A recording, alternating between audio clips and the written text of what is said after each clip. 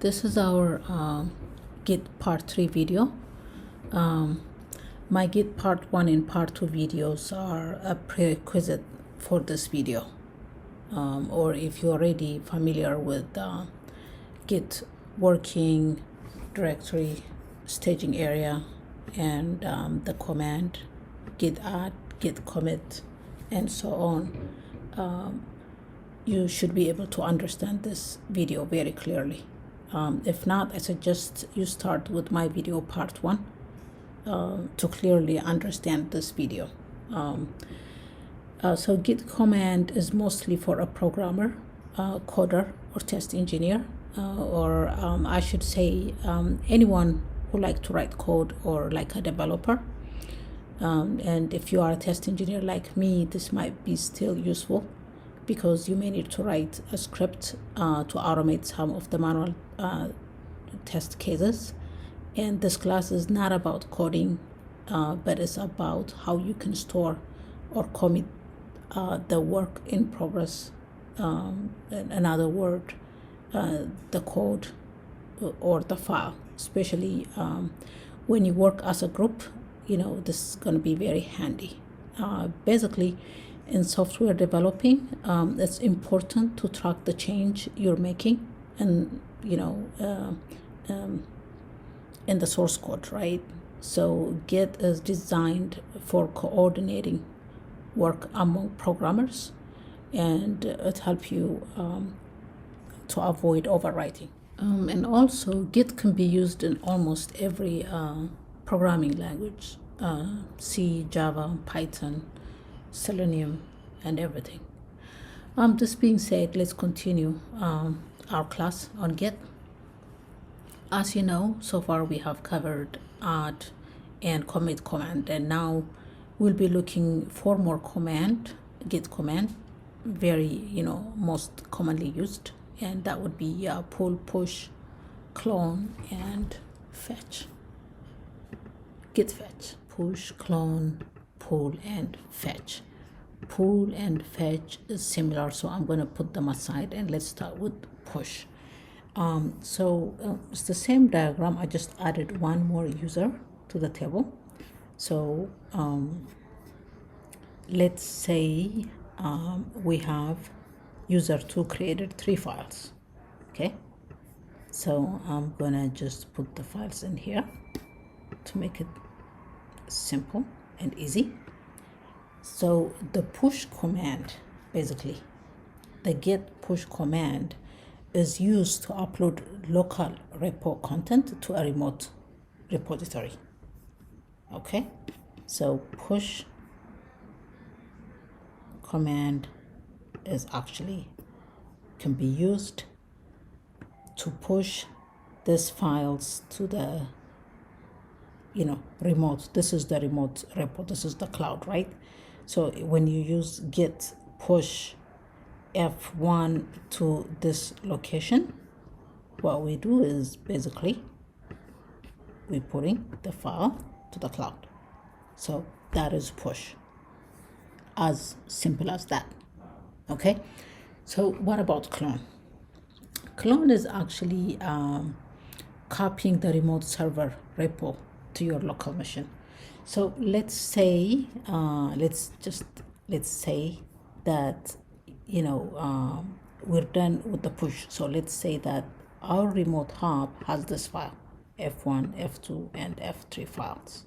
Okay, but user 1 and user 2 doesn't have any files.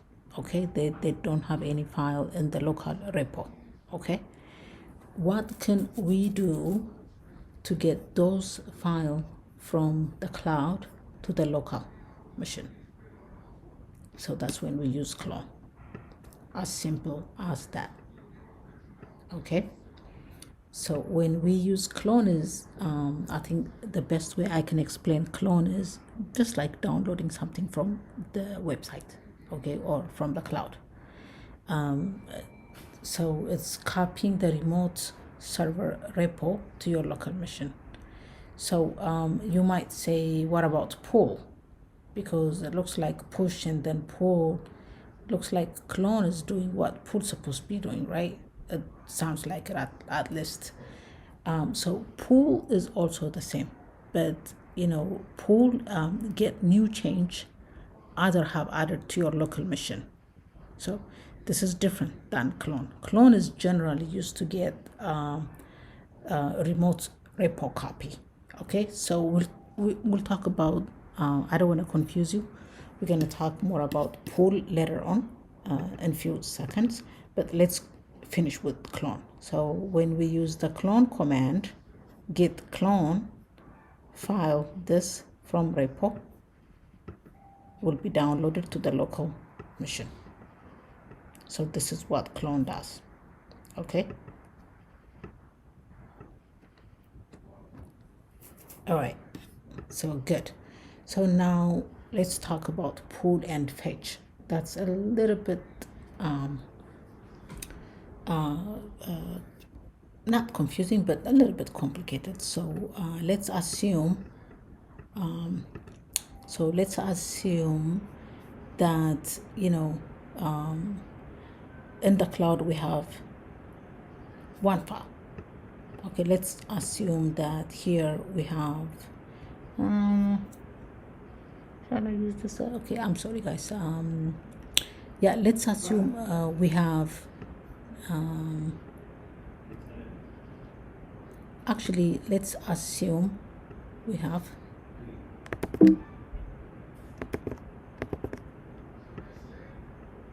okay, user 1 has F1 and user 2 also have F1.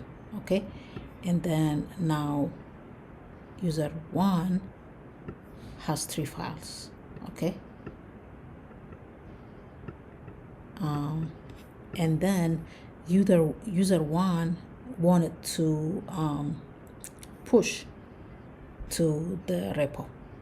Okay, so user 1 has done a push to the remote server, and remember both user 1, I labeled this as user 1 actually, and user 2 has access to the repo.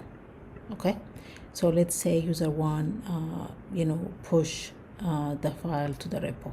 Okay, now we have this, right? And let's say now let's say user 2, so now user 1 and the remote, the cloud is synchronized. They have they already synchronized, but not user 2. User 2, which has no idea what user 1 did, wanted to push his file to the cloud. What happened at this time? Error happened, right? Because user 2 has no idea user 1 has already pushed those files in the cloud, right? So this is when the pull and fetch comes. Okay, so basically an error will happen, and the error would say remote has changed that you do not have locally. So basically if I go back to here, remote has some change that user 2 has no idea with, right? Like remote already has like 3 files and user 2 is not aware of. So that error will come. Okay, and now the user has what the user can do at this time is either fetch or pull. So if he do git fetch, what happen is changes or info will get copied to the offline. So only the changes in here, what is not available in here, will be copied and if you use fetches. So the git fetch is the command that tells your local git to retrieve the latest metadata from the original. Okay, so basically it tells it that the local git, it's a command that tells the local git to retrieve the latest metadata from the original. Okay, but that does not do any file transferring. Okay, it's more like just checking to see if there are any changes available. Okay, but if you do git pull, on the other hand, does that. It does everything that fetch does. tells you the change, and it also copy those change from the remote repo to your local. Okay, so if you want to do fetch, basically, let me go back to here. If you use the fetch, it will only tell you what happened. User one has added already file 1, 2, 3. It tells you the information, but it doesn't necessarily copy those files back to the local machine. Okay, that is if you do fetch. But if you do pull, it does both. It tells you what change has been done, and it also bring those files to your local machine. Okay, so that is the main difference between fetch and pull.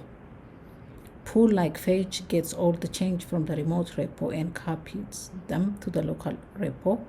Pull merges those changes to the current working directory, like I showed you here. This is what the pull command will do. Okay, pull is like clone because it brings the documents from the remote to the local, but it's different. It tells you the change, and it brings. But clone, on the other side, we've already discussed about that. I don't want to repeat myself, but clone is copying everything. It's just downloading everything from the remote to your local directory. So now we're gonna practice all this theory in a real time.